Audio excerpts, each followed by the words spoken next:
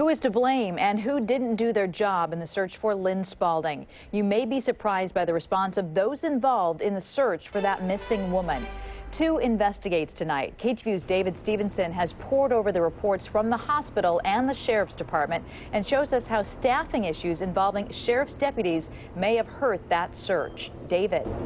Julie, we obtained these documents through a Sunshine Act request made months ago to San Francisco General Hospital. As you can see, names are redacted, but they're raising new questions about the thoroughness and attitude of those involved in the search for Lynn Spalding.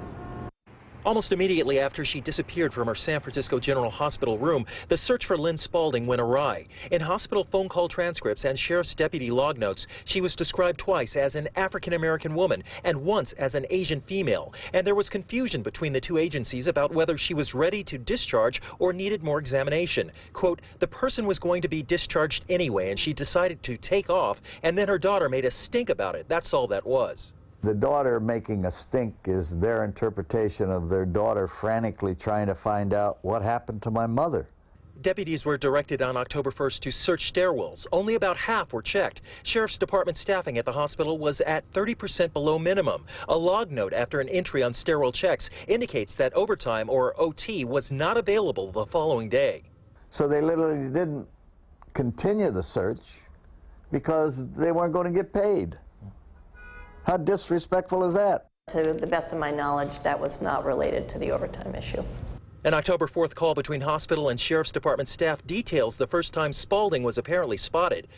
There was somebody who got lost in the stairwell, stairwell 8 on the 5th floor. He said there was somebody lying on the landing on the 3rd or 4th floor. Okay, we'll take care of it. Thank you. Bye.